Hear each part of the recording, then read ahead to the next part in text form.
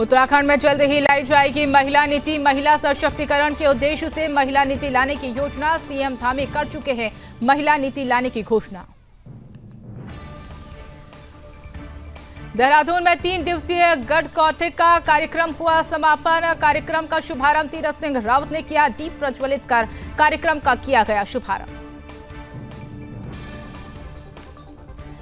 Sydney में 67वें राष्ट्रमंडल संसदीय सम्मेलन का आयोजन। सम्मेलन में नरेश बंसल ने कई विषयों पर रखे विचार व्यक्त। कहा, महिलाओं के लिए कई योजनाएं लाई जा रही है और संचालित होंगी। केदारनाथ विधानसभा उपचुनाव के लिए तैयारियां तेज। सभी दलों के प्रत्याशी चुनाव प्रचार में जुटे। चुनाव में मुख्य रूप से बीजेपी और कांग्रेस के बीच मुकाबला। उत्तराखंड में 12 नवंबर को मनाया जाएगा इगास पर्व। उत्तराखंड का लोक पर्व इगास माना जाता है। मधु भट्ट ने 12 नवंबर को मनाए जाने वाले पर्व के बारे में जानकारी दी।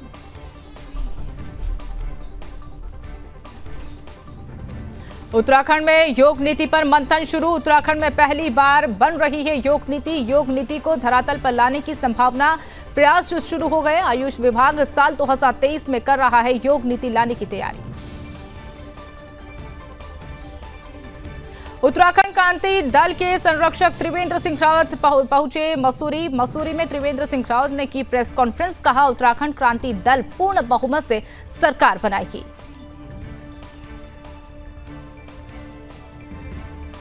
एम्स ऋषिकेश में पिछले 2 दिनों से सर्वर ठप होने के कारण सैकड़ों मरीजों की बुरी तरह से परेशानियों का सामना करना पड़ रहा है। जरूरी मेडिकल सेवाएं भी प्रभावित। मसूरी में नाबालिग लड़की के साथ दुष्कर्म करने वाला आरोपी लोगों के गुस्से के बीच पहुंचा। पुलिस की गाड़ी को घेरकर आरोपी ने पीटा और आरोपी को पीटा गया। पुलिस की मदद से कड़ी मशक्कत की गई और गुस्से से बचाया गया। वेरीनाग में अवैध मस्जिद के विरोध में आक्रोशित जनता। रैली निकालकर अवैध मस्जिद को हटाने की मांग। सरकार की लैंड जिहाद की कार्रवाई से जनता नाखुश।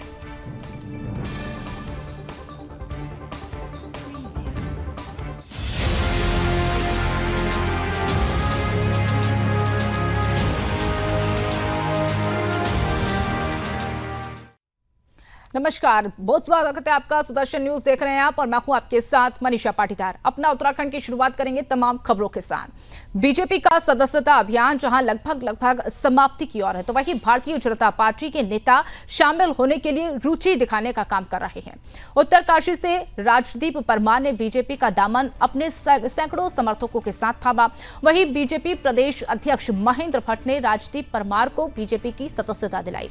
बीजेपी प्रदेश अध्यक्ष महेंद्र भट्ट का कहना है कि उत्तराखंड में बीजेपी सबसे बड़ी पार्टी है और उसी कड़ी में और भी नेता शामिल बीजेपी में हो रहे हैं, जो पार्टी और मजबूती की तरफ आगे बढ़ रही है।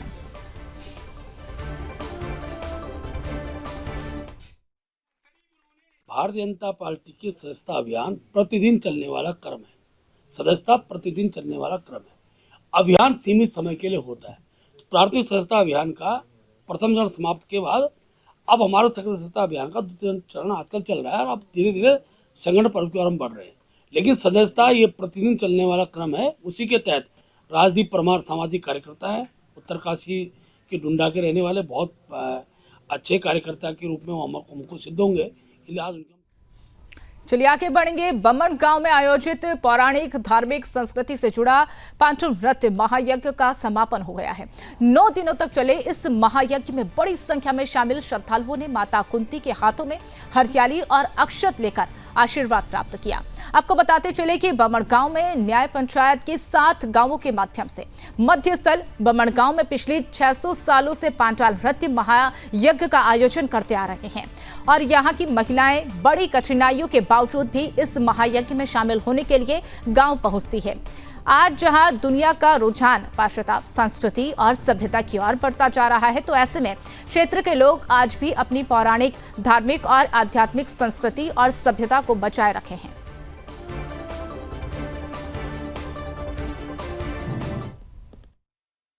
संपन्न होने जा रहा है और कुछ देर तक हमारा पांडव नृत्य चलेगा और उसके बाद जो है यज्ञ की समाप्ति के लिए जो पांडवों का उत्तरारोहिणी पर्व था, स्वर्गारोहिणी पर्व था, उसकी गाथा गाएगी।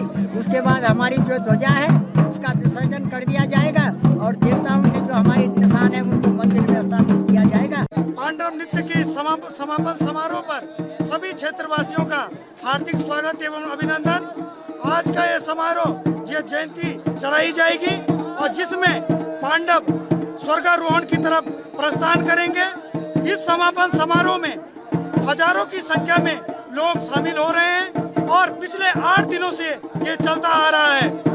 इस समापन समारोह में हमारे मुख्यतः जो ये कार्यक्रम है ये 7 गांवों का कार्यक्रम है और इसका जो मूल है वो बमन गांव है। बमन गांव के लोगों के सहयोग से और सभी 7 गांव और सभी क्षेत्रवासियों के सहयोग से ये पांडव नृत्य बहुत पौराणिक समय से चलता आ रहा है।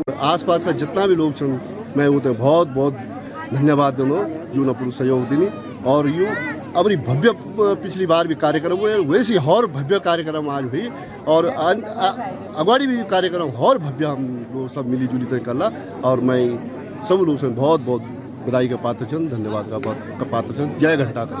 आज हमारे इस यज्ञ का ग्राम दिवस है और मैं समस्त क्षेत्रवासियों को बहुत बहुत शुभकामनाएं बधाई देना चाहूँगा। किसी यज्ञ में समस्त क्षेत्रवासियों की महत्वपूर्ण भूमिका रही है। विशेषकर हमारी आयोजन समिति, हमारे अध्यक्ष जी, हमारे घंटाघर मंदिर समिति के अध्यक्ष जी, मैंने कभी बहुत बहुत धन्यवाद देना चाहूँगा। नवरात्र पांडव मन्नान चल रहा है। इसमें हमारे गांव के सभी बड़े बुजुर्ग, हमारी सभी ध्यानियाँ सभी जगह जगह से आती है। कोई देहरादून से, दिल्ली से, राजस्थान से, यूपी से सभी बहनें इकट्ठी होती है। हमारे सभी भाइयाँ सब बाहर रहते हैं। अब गाँव में सबका रहना बहुत कम है, लेकिन इस पर्व पर सब आते हैं, सब मिलते हैं। इसमें हमको सब हमारे भाई बहनें, हमारे चाचा ताऊ दादा दादी सब हम लोगों को मिलते हैं। पूरा समागम होता है और हम लोगों को बड़े अच्छे से बुलाया जाता है सभी ध्यानियों को और सबको फिर विदा किया जाता है। चलिए आगे बढ़ेंगे। उत्तराखंड सरकार महिला सशक्तिकरण के उद्देश्य से बहुत ही जल्द महिला नीति लाने की तैयारी में की है। राज्य के मुख्यमंत्री पुष्कर सिंह धामी ने राज्य स्थापना दिवस के अवसर पर इसकी घोषणा की और वहीं अब उत्तराखंड विधानसभा अध्यक्ष रितु खंडूरी भूषण ने सरकार के इन प्रयासों की सराहना की। उन्होंने कहा कि मौजूदा समय में महिलाओं को आगे बढ़ाने के लिए बेहद जरूरी है। प्रधानमंत्री नरेंद्र मोदी 2047 तक देश को विकसित राष्ट्र बनाने के लिए इसी दिशा में कार्य कर रहे हैं और ऐसे में देश की आधी आबादी के करीब महिलाओं को आगे बढ़ाना भी जरूरी है।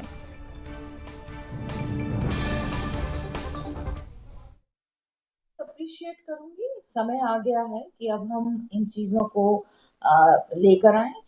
समाज में इस तरह की बात चर्चा हो रही है, बहनें आगे बढ़ रही हैं और मेरिट पे बढ़ रही हैं। देखिए, रिजर्वेशन बहुत अच्छी बात है, लेकिन मेरिटोरियस विमेन ऊपर आ रही हैं, आगे बढ़ रही हैं। और ये भी देखने में आया कि जब उनको ये मौका दिया जाता है तो वो उस मौके का पूरा फायदा उठाती हैं और प्रयास करती हैं कि अच्छे से अच्छा कार्य हो। हर तरह से महिला को सशक्त करना ही पड़ेगा। 50% हम इस देश में कहते हैं कि महिलाएं हैं। तो अगर देश को विकसित होना है तो बैलेंस बना के विकसित होना पड़ेगा। अगर हम स्क्यूड बैलेंस हो कि एक पक्ष ऊपर उठ रहा और एक नहीं उठ रहा है, तो आप 2047 में जो सपना देख रहे हैं आदरणीय प्रधानमंत्री, हम वो सपने पे कैसे पहुंचेंगे। इसलिए मुझे बहुत खुशी है अगर नीति आ रही है और मैं बधाई भी दूंगी मुख्यमंत्री जी को कि उन्होंने इतना बढ़िया सोच रखी। गढ़वाल ब्राह्मण मंडल संस्था द्वारा पिपलेश्वर महादेव मंदिर क्लेमेंट टाउन में आयोजित 3 दिवसीय गढ़ कौथिक का रंगारंग समापन हुआ और रविवार दोपहर के कार्यक्रम का शुभारंभ पूर्व मुख्यमंत्री और सांसद तीरथ सिंह रावत ने दीप प्रज्वलित कर किया और इस दौरान संस्था की महिलाओं और पदाधिकारियों के द्वारा उनका फूल मालाओं और ढोल नगाड़ों के साथ स्वागत किया गया। और इस दौरान पूर्व मुख्यमंत्री और सांसद तीरथ सिंह रावत ने गढ़ कौथिक मेले में सफल आयोजन के लिए संस्था को बधाई और शुभकामनाएं दी।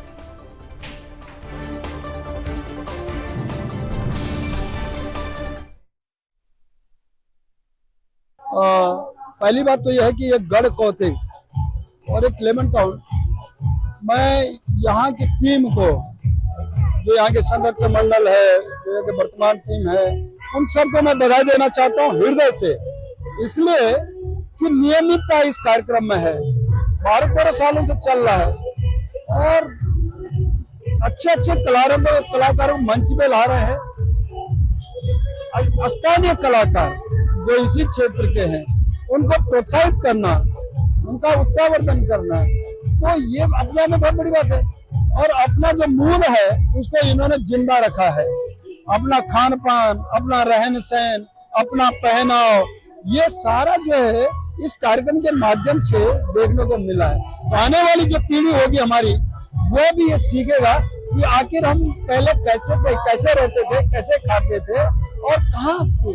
सबसे पहले तो मैम मैं सम्मानित पत्रकारों का इस मेले में स्वागत करता हूँ। ये आयोजन ही गढ़वाल कौथिग हमारा जो है ये यहाँ की संस्कृति और सभ्यता को बरकरार रखने के लिए, उसके प्रचलन को जो समाप्ति पे है उसको उजागर करने के लिए हमने ये किया। इसमें हमारे मुख्य आर्टिस्ट जितने भी हैं सब लोकल हैं, बच्चे हैं स्कूलों के, महिलाएं हमारे अपने मोहल्ले की महिलाओं के द्वारा और समितियों की महिलाओं के द्वारा है, और गढ़वाली उत्पाद जो है वो सब हमारे अपने प्रोडक्ट है।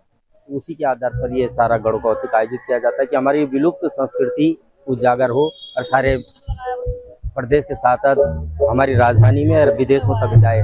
वैसे पहुंच चुकी है। बहुत खुशी की बात है कि हमारा उत्तराखंड पूरे विदेशों में भी छा चुका है। इसका हमें बड़ा नाज है। जो गढ़वाली उपेक्षित हुआ करते थे, जो गढ़वाल उपेक्षित हुआ करता था, वो हमारी संस्कृति और सभ्यता के नाम से अब दूर दराज क्षेत्रों में भी जाना पहचानने लगे। चलिए आगे बढ़ेंगे। अब बात करेंगे सिडनी में आयोजित 67वें राष्ट्रमंडल संसदीय सम्मेलन में राज्यसभा सांसद नरेश बंसल ने कई विषयों पर विचार व्यक्त किए। उन्होंने कहा कि मोदी सरकार में भारत के हर क्षेत्र में सर्वांगीण विकास किए गए हैं और भारत में महिलाएं सुरक्षित हैं और मानव तस्करी पर भारत में रोकथाम के प्रयास भी लगातार जारी है। महिलाओं के लिए कई योजनाएं संचालित की जा रही है और मोदी के नेतृत्व में देश विकसित भारत बनाने के लिए अग्रसर है। उन्होंने कहा कि महिलाओं को सुदृढ़ता के लिए अनेक योजनाएं संचालित की जा रही है। केंद्र की सरकार महिलाओं के प्रति सभी प्रकार के भेदभाव और हिंसा को समाप्त करने के लिए प्रतिबद्ध है। सभी धर्मों को उचित सम्मान है और नव भारत निर्माण हो रहा है, जिसे निश्चित रूप से 2047 तक विकसित बनाने का संकल्प प्रधानमंत्री नरेंद्र मोदी का पूरा होगा और इसे संपूर्ण भारतवासी उनके कंधों से कंधा मिलाकर काम कर रहे हैं। भारत में लोकतंत्र कायम है और पूर्ण रूप से भारतीय संविधान के तहत भारत सरकार द्वारा नेशन फर्स्ट और एकता मानववाद पर देश चलाया जा रहा है।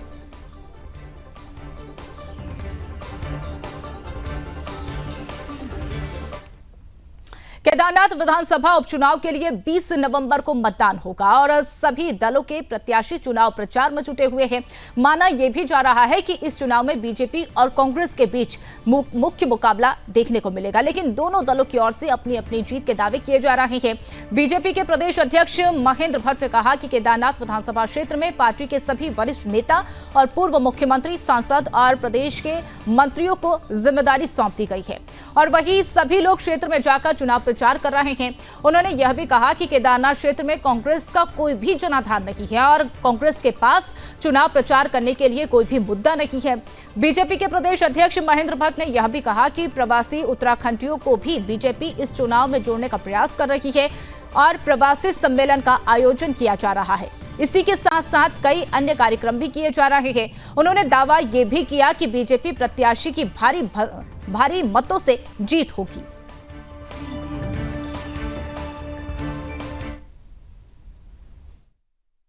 कांग्रेस के लोग तो बिना मुद्दों के केवल खाना पूर्ति कर रहे हैं, ना तो उनका आधार है ना तो वहाँ कोई उनका जनाधार है।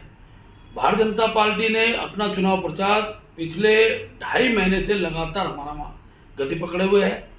हमारा जो चुनाव प्रबंधन की टोली उस काम में लगी हुई है। प्रत्याशी का भ्रमण रात दिन चल रहा है और कल से 12 तारीख से लेकर लगातार 18 तारीख तक मेरा भी अनेकों गाँव में जाना होगा। माननीय मुख्यमंत्री जी 12 तारीख को हमारा वहाँ पर हमने अनुसूचित जाति का एक बड़ा सम्मेलन करने का निश्चय किया है। उसमें माननीय मुख्यमंत्री जी की सहभागिता रहेगी। उसके बाद महिलाओं का सम्मेलन और हमारे जो पूर्व सैनिक है इनके सम्मेलन की कड़ी हमने बनाई हुई है। हमारे जो हमने अलग अलग विधानसभाओं में उस विधानसभा के मंडलों में जिन मंत्रियों को लगाया गया था वो सब मंत्री अपने काम में लगे हुए हैं। इस बीच हमारे सारे सांसद पूर्व मुख्यमंत्री के कार्यक्रम की रचना में बनाई है जो गाँव गाँव जाकर और एक सप्ताह के अंदर 18 तारीख तक के प्रचार तक के लिए सब लोग काम करने वाले हैं। उत्तराखंड देवभूमि के नाम से जाना जाता है और यह राज्य अपनी सांस्कृतिक विरासत के लिए भी एक अलग ही पहचान रखता है। यहाँ पर बड़े ही धूमधाम से लोग यहाँ के पर्व और त्योहारों को मनाते हैं। इगास भी यहाँ का एक लोक पर्व है जो कि 12 नवंबर को मनाया जाएगा और उसको लेकर लोक साहित्य एवं संस्कृति कला परिषद की उपाध्यक्ष मधु भट्ट ने इस पर्व की विशेषता को बताते हुए कहा कि इस पर्व के अवसर पर ब्लॉक और पंचायत स्तर पर संस्कृति विभाग के द्वारा कई कार्यक्रम आयोजित किए जाएंगे।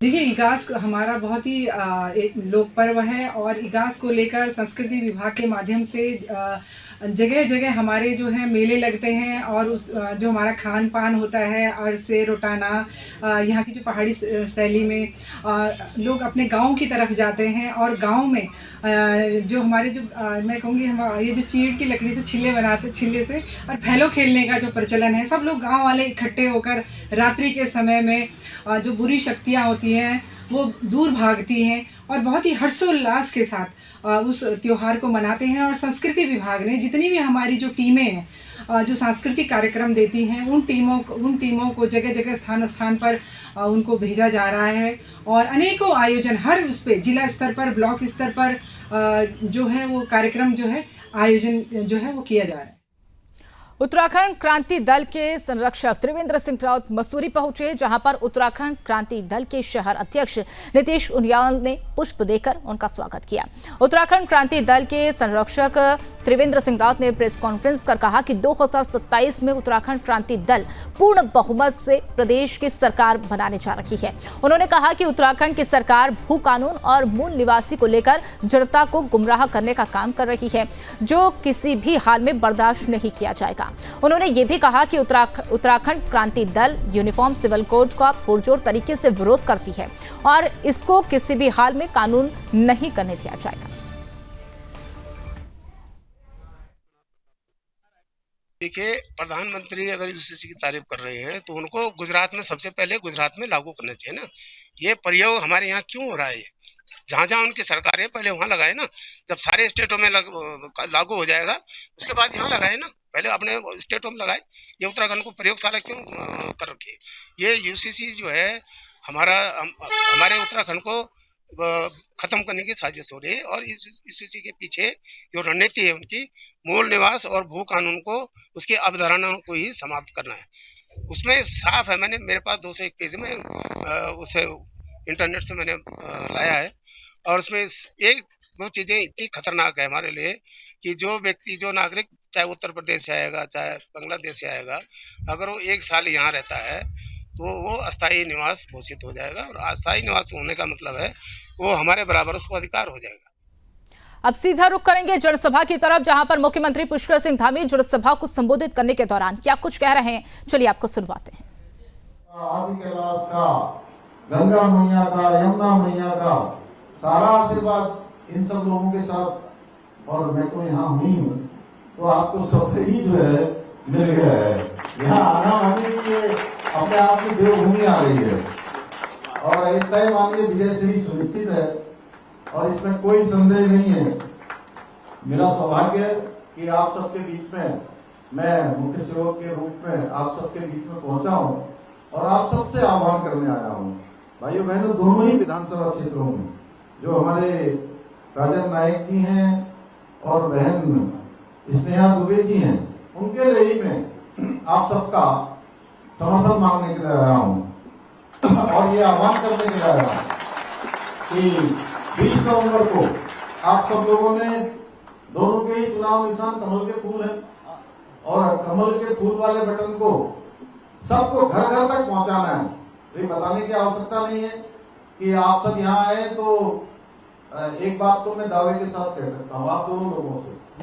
अब मेरे मन में कोई संदेह नहीं है कि नाला सतपुरा विधानसभा और बसई विधानसभा में इस बार कमल खिलने वाला है और भारी मतों से विजय होने वाली है। हम सब जानते हैं कि हमारे प्रधानमंत्री मोदी जी के नेतृत्व में देश किस तेजी से आगे बढ़ा है, किसी से छुपा हुआ नहीं है। आज पूरे विश्व के अंदर भारत की ताकत बढ़ी है भारत की वैश्विक पहचान बढ़ी है। 2014 के बाद पूरी दुनिया के अंदर भारत का मान सम्मान बढ़ा है। आज पूरी दुनिया भारत को एक अलग दृष्टि से देखती है। आज भारत दुनिया का नेतृत्व करने वाला भारत बन रहा है। भारत दुनिया को दिशा देने वाला भारत बन रहा है। आज दुनिया के अंदर कोई घटना होती है तो पूरी दुनिया भारत के रुख का इंतजार करती है। भाइयों बहनों, हमने देखा कि पहले विकास की धीमी गति से होता था या भ्रष्टाचार में पूरी तरह से सरकार जो है पूरी तरह से संलिप्त होती थी। कोई दिन ऐसा नहीं होता था 2014 से पहले कि किसी ने कोई भ्रष्टाचार का मामला, किसी घोटाले का मामला हमारे सामने ना आता हो। लेकिन मोदी जी के बनने के बाद एक भी दिन ऐसा नहीं हुआ कि कोई भ्रष्टाचार का मामला आया हो, कोई घोटाला आया हो। बम्बई के अंदर, महाराष्ट्र के अंदर 11 ट्रेनें चलाई जा रही हैं। वहीं दूसरी तरफ अहमदाबाद मुंबई बुलेट ट्रेन का काम भी तेजी से चल रहा है। और आज जो हमारे प्रधानमंत्री जी के मार्गदर्शन में चलने वाली सरकार है, महायुति की सरकार, इसने अनेक योजनाएं चलाई हैं। मुख्यमंत्री अन्नपूर्णा योजना, लड़का भाव योजना, माँ लड़की बहन योजना जैसी अनेक योजनाएं जो यहाँ के गरीबों के लिए, यहाँ के आर्थिक रूप से कमजोर व्यक्ति के जीवन को बेहतर बना रही है। भाइयों बहनों, अगर मैं मुंबई की बात करूं तो एनडीए और जो भाजपा की सरकार है, इसने विकास के मामलों में अनेक नए कीर्तिमान स्थापित किए, अनेक काम किए हैं। एक कार्यशैली बनाई है। मुंबई में चारों ओर भूमिगत ट्रेनों का विस्तार किया जा रहा है। अभी मैं इससे पहले मैं आशीष शेलार जी की सभा में था, उनके समर्थन में सभा हो रही थी और हमारे यही मुंबई से लालकुआ के लिए अभी ट्रेन चालू हो गई है। और निश्चित रूप से उस ट्रेन के चालू होने से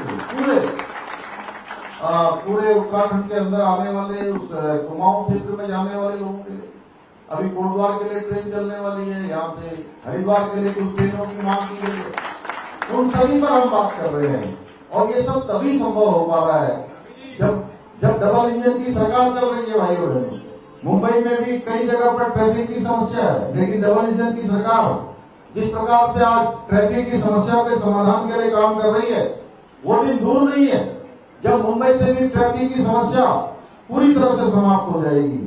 एक तरफ मुंबई के साथ ही पूरा महाराष्ट्र तेज गति से आगे बढ़ रहा है, वहीं आपके यहाँ पर जहां मैं आज आप सब लोगों का समर्थन मांगने के लिए, आप सबको इनके समर्थन के साथ साथ प्रचार अभियान में जाने के लिए भी आप सबका आह्वान करने के लिए मैं देवभूमि उत्तराखंड से आया हूँ। नालासोपारा विधानसभा और बसाई विधानसभा के आज भी जब पूरे महाराष्ट्र का विकास तेज गति से आगे बढ़ रहा है, देश का विकास तेज गति से आगे बढ़ रहा है, लेकिन ये दोनों विधानसभाएं अभी भी विकास की जो गति है, विकास का जो रथ है, विकास का जो पहिया है, उसमें शामिल नहीं हो पा रहे। आखिर क्या कारण है? ये प्रश्न मैं उत्तराखंड से आकर नहीं पूछने वाला हूँ। ये आप सब जो मुंबई वासी हैं, जो हमारे प्रवासी हैं, उन सब के मन में भी ये प्रश्न आना चाहिए कि आखिर इतने सालों से इस क्षेत्र में विकास क्यों नहीं तेजी से हो रहा है? क्योंकि यहाँ पर एक परिवार का लगातार शासन होता रहा है और उनको लगता है कि काम करो या न करो, हमको तो वोट मिलने वाले हैं। लेकिन मैं आज इस प्रकार से आप लोगों को देख रहा हूँ, आप लोगों के चेहरों को देख रहा हूँ, तो ये दोनों ही विधानसभाओं में इस बार परिवर्तन का मूड बना लिया भाइयों बहनों। इस बार कमल का फूल खिलाना है। इस बार आप सब लोगों ने तय कर लिया है कि हमारे भारतीय जनता पार्टी के दोनों उम्मीदवारों को जिताना है और जो यहाँ पिता पुत्र की एक परिवारवादी पार्टी है, इस पार्टी से दूरी बनाने के साथ ही आप धूर्त, भ्रष्टाचारी, सनातन विरोधी और महिला विरोधी जो कांग्रेस पार्टी है, उस कांग्रेस पार्टी से भी आपको सतर्क करने के लिए आया हूं भाइयों बहनों। एक तरफ आज हमारे प्रधानमंत्री मोदी जी के नेतृत्व में महिलाओं के लिए 33% का आरक्षण देश की संसद में, देश की विधानसभाओं में सुनिश्चित किया गया है। बिल लाकर महिला शक्ति बंधन विधेयक पास करके, वहीं दूसरी तरफ जो अघाड़ी गठबंधन के नेता हैं, ये लगातार महिलाओं को गालियां दे रहे हैं, महिलाओं का अपमान कर रहे हैं। और हमारे शास्त्रों में कहा गया है, यत्र नार्यस्तु पूजन्ते तत्र रमन्ते देवता, यानी जहाँ नारियों का सम्मान होता है, वहाँ देवताओं का वास होता है। और ये लोग देखिए किस प्रकार से उपवास उड़ा रहे, इनकी ये जो अभद्र भाषा है, इनकी जो ये महिला विरोधी इनकी जो बात है, जो नीति है, इनकी मानसिकता है, वो दिखाती है कि ये कैसे महिला विरोधी लोगों को, महाराष्ट्र की माताएं बहन है, ये समय आ गया है। इस बार मुंबई के लोग, महाराष्ट्र के लोग ये महिला विरोधी लोगों को सबक सिखाएंगे। ये वही कांग्रेस है जिसने हमेशा सनातन का विरोध किया है। आप सबको याद होगा कि इनके नेता कैसे कहते थे कि ये सनातन मलेरिया है, सनातन वायरल फीवर है, सनातन डेंगू है। इस प्रकार से सनातन की परिभाषा लोगों के सामने माहौल लाते थे। भाइयों बहनों, ये वही लोग हैं जिन्होंने सुप्रीम कोर्ट में कहा कि राम काल्पनिक नहीं है, राम जो है काल्पनिक है, राम सेतु काल्पनिक है, राम मंदिर न बने, उसके लिए उन्होंने सारे जतन किए। लगातार सुप्रीम कोर्ट में लगातार उसमें जो है आपत्तियां लगाने का काम किया। और कांग्रेस एक वर्ग का वोट लेने के लिए इतने नीचे गिर गई कि हम 500 सालों से जिसके लिए संघर्ष कर रहे थे, हम प्रतीक्षा कर रहे थे, लाखों लोगों ने जिसके लिए अपने प्राणों का बलिदान दे दिया, संघर्ष कर दिया कि जहां भगवान राम पैदा हुए थे वहां पर मंदिर बनना चाहिए। भाइयों बहनों, जब उस राम मंदिर का जो है वहां पर प्राण प्रतिष्ठा का कार्यक्रम हो रहे थे, भगवान राम जब अपने महल में आ रहे थे, उस कार्यक्रम का इनको न्योता भेजा जाता है, इनको निमंत्रण भेजा गया। लेकिन ये जानते हो, उस निमंत्रण भेजने के बाद भी भगवान राम की प्राण प्रतिष्ठा के कार्यक्रम में क्यों नहीं आए? इसलिए नहीं आए, इनको लगता था कि अगर ये चले गए तो एक विशेष वोट बैंक जो है इनका, वो इनसे नाराज हो जाएगा। इनको एक बड़े बहुसंख्यक वर्ग की चिंता नहीं थी कि वो हमसे नाराज हो जाएगा, इसलिए उन्होंने उस न्योते को भी ठुकरा दिया। भाइयों बहनों, आज हम अगर मैं शिवसेना की बात करूं तो शिवसेना के संस्थापक स्वर्गीय बाला साहब ठाकरे जी ने राम मंदिर निर्माण के आंदोलनों में हमेशा बढ़ चढ़कर भाग लिया। वो राम मंदिर के पक्षधर थे कि वहां पर राम मंदिर बनना चाहिए, लेकिन उनके पुत्र ने उस कांग्रेस के साथ हाथ मिला लिया जो राम मंदिर की हमेशा से विरोधी रही, हमेशा जिसने राम मंदिर का विरोध किया है। आपको याद होगा, औरंगाबाद का नाम संभाजी नगर करना तय हुआ तब तुष्टिकरण के लिए कि वही वो एक वोट बैंक फिर से नाराज न हो जाए। वोट बैंक की राजनीति के चक्कर में अघाड़ी लोगों ने इसका भी विरोध किया। भाइयों बहनों, ये सनातन विरोधी, ये महिला विरोधी लोगों को इस बार ये समय आ गया है, जड़ से उखाड़ फेंकना है। अभी हरियाणा का चुनाव हुआ है, हरियाणा में भी लोग कह रहे थे कि इस बार यहाँ कांग्रेस आ जाएगी, इस बार यहाँ परिवर्तन हो जाएगा, भारतीय जनता पार्टी की जमानत जब्त हो जाएगी, यहाँ किसान जो है भारतीय जनता पार्टी की जमानत जब्त करवा देंगे, यहाँ के नौजवान जो है भाजपा को यहाँ से सत्ता से बाहर कर देंगे, यहाँ की महिलाएं कर देंगी। लेकिन आप देखिए, हरियाणा में तीसरी बार हमारे प्रधानमंत्री मोदी जी के सुशासन पर हरियाणा के लोगों ने मोहर लगाई है और पूरी जो है बहुमत वाली सरकार बनाई है। और क्योंकि डबल इंजन का लोगों ने प्रभाव देखा है, जहां जहां भी डबल इंजन लगा है, यानी कि ऐसी सरकार जो केंद्र की सरकार के साथ चलने वाली सरकार है, उन सरकारों को आप देखिए, आज तेजी से विकास हो रहा है।